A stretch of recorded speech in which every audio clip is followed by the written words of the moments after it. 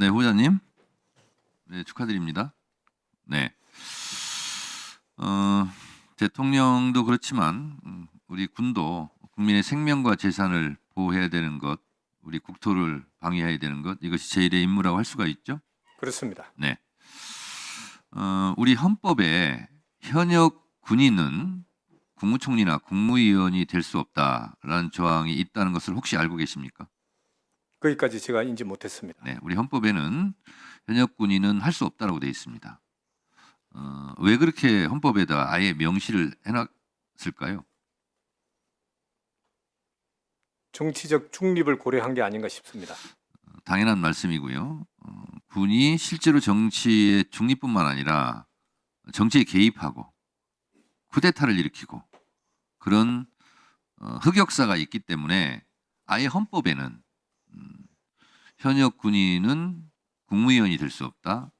현역 군인은 국무총리가 될 수 없다라는 조항을 명시해 놓았습니다. 이것이 우리 헌법 정신입니다. 12.3 내란은 이런 헌법 정신을 정면으로 위배하고 짓밟은 폭거였죠.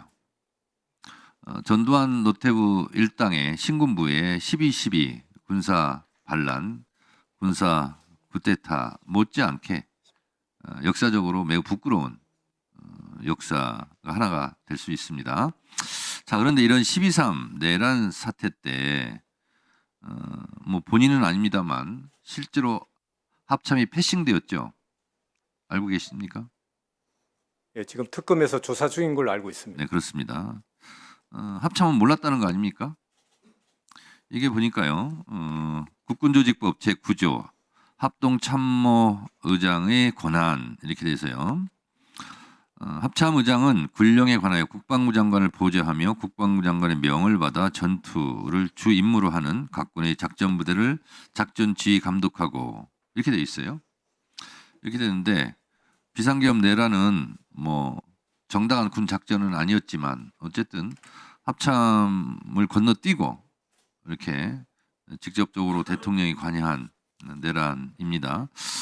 이 결과 군의 사기가 많이 저하되고 군에 대한 불신이 있는 것은 본인도 알고 계시겠죠? 그렇습니다.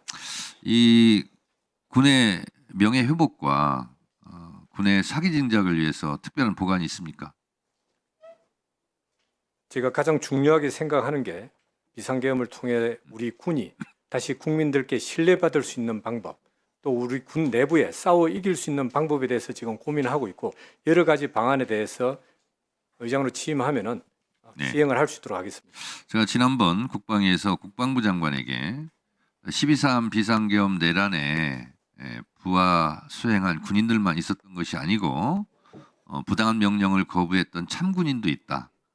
그리고 대표적으로 수방사의 조성현 대령을 제가 얘기한 바가 있고 오히려 그런 군인들에 대해서는 포상해야 되는 거 아니냐 이렇게 얘기를 한 바가 있습니다. 그래서 그 조성현 대령에 대해서는 아마 국방부에서 상을 줄 모양입니다. 알고 계십니까? 언론을 통해서 인지했습니다. 네. 저는 그런 군인들이 있었다는 것이 그나마 다행이고 군의 신뢰를 높이는데 공헌을 한 그런 참 군인들이다 이런 생각이 좀 듭니다. 지금 윤석열 내란 우두머리는 지금 내란뿐만 아니라 외환죄로도 앞으로 수사를 받을 것 같은데 그거에 대한 대표적인 것이 평양 무인기 작전이거든요. 이거는 그 당시 합참에 뭐였습니까 그때?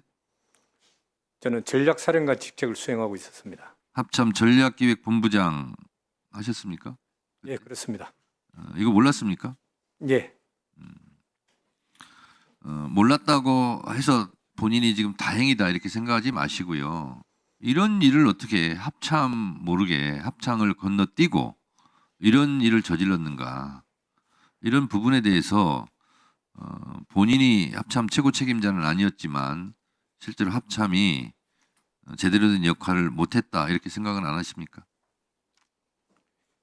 지 체계는 갖춰져야 된다고 생각을 합니다. 네, 그렇습니다. 앞으로 이런 군기가 해이해지는 이런 일이 없었으면 좋겠습니다.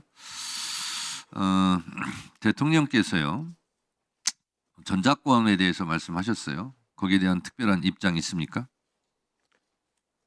전작권 전환은 추진돼야 되고 또 거기에 관련된 것은 추진하기 위한 조건을 충족하기 위해서 군에서도 한미 간에 긴밀하게 협조하고 노력하고 있다는 말씀을 드리겠습니다. 네, 제가 알고 있기로 전작권 전환을 한다면 여러 가지 복잡한 여러 가지 준비해야 될 사항들이 있는 것 같습니다.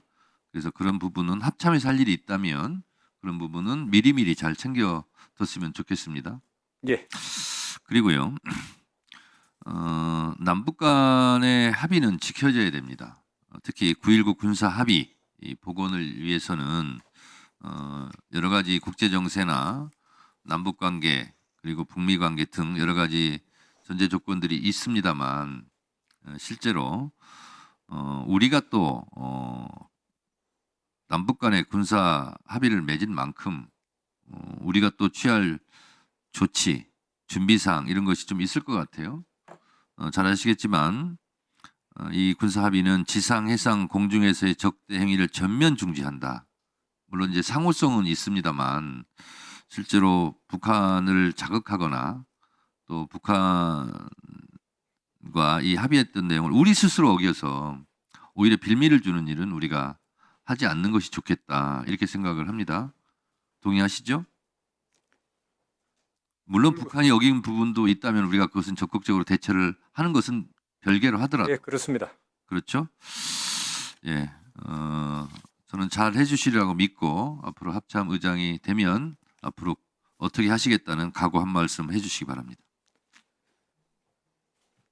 9.19 군사 합의의 목적이 전방에서의 긴장 완화 또 우발적 군사 충돌을 방지하기 위한 목적에 부합한다는 생각을 가지고 있습니다.